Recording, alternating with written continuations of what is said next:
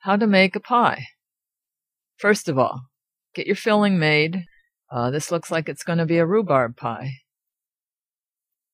And then get your ingredients together.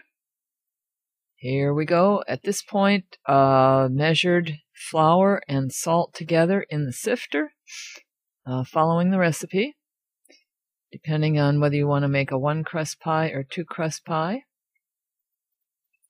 Sift the flour and the salt together. Get the temperature for the oven set. A pie wants a real hot oven so it gets nice and crispy and brown. So it needs to be about 400 degrees. Okay, then you cut in the shortening. Lots of people use lard, but I've always used Crisco. And when I first cut it in, I like to cut in with a knife. They say you can do this all the way, but boy, you'd be doing a lot of cutting. So once I get the first big chunks cut in, then I use a pastry blender and cut it till it's about the consistency of cornmeal. That's about the way it's supposed to look when it's ready to go. Then you take cold water. So I take them literally and I put a couple ice cubes in a cup of water so it really is cold. And it always takes me a little more water to get the stuff to hang together than the recipe says, about a tablespoon more. But you kind of have to develop a feel for it. You make a couple hundred pies, and before you know it, you kind of have an idea how it works. And I sure like to use a pastry cloth and a stocking over the rolling pin.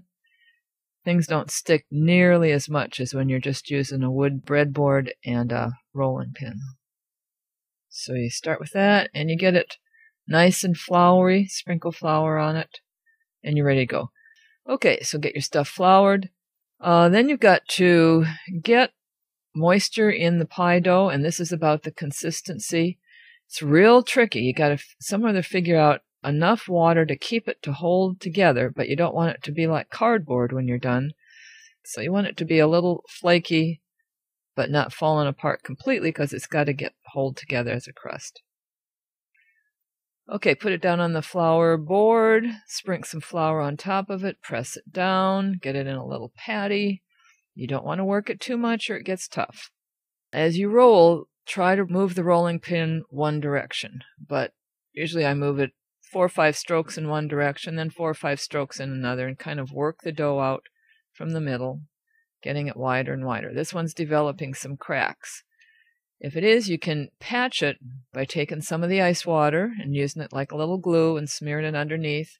Up on the top there's a patch, and you just tear a piece off the edge and put some water down, and then lay your little patch over it and smooth it out, and it works pretty well. Eventually, you want your pie crust to be one solid piece. You don't want cracks in it, because the idea is to have the whole filling bake inside of it, not to leak through and have the whole thing stick to the bottom of the pan. Okay, then the tricky part is to wrap this pie dough around your rolling pin and roll it up, and then unroll it in the pie pan. Good luck. Oh, couple more little patches. Break some off the edge and seal it up if you've got patches or cracks or something, and just kind of press them into place. Then put the filling in. Kind of mound it towards the center as you put it in. It's going to be juicy because it's been setting for a while with the sugar and the juices getting together. Then you cut some pats of butter and put it over the thing. Not a lot. A tablespoon or 2 into thin little pats.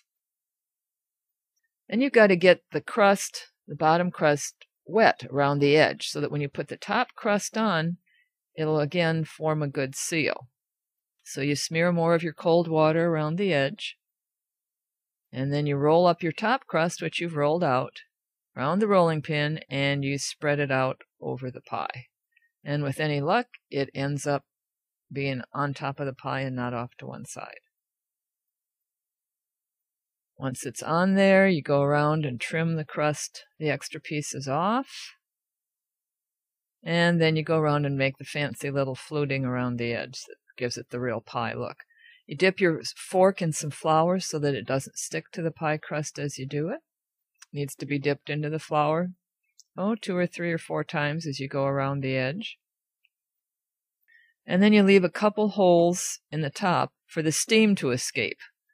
You don't want your pie to explode in the oven. You want just little bits of steam to escape. And finally, to give it a nice brownish crust, you smear milk over the top, and that'll make it turn real brown when you bake it. And one last thing, you sprinkle sugar on it to give it that kind of nice McDonald's apple pie look. At that point, in it goes in the oven.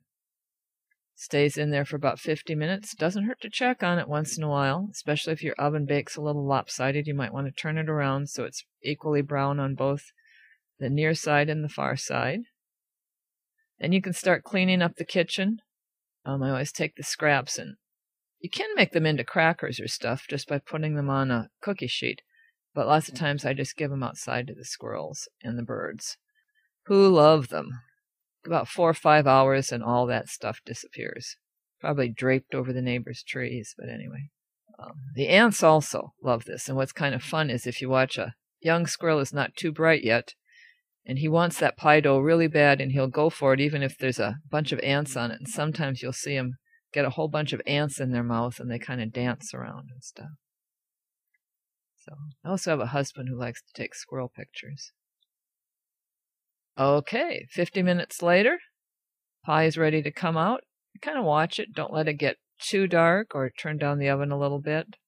But get it nice and brown. This looks like it leaked just a little bit on one side. Ideally, it shouldn't leak, but you never get the ideal.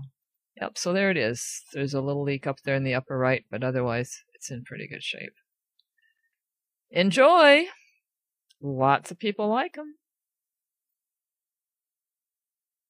Those things I keep in the refrigerator. I don't wash them probably only once every couple years. But as soon as I'm done, I put it in the refrigerator, and that way you don't get bugs in it or anything.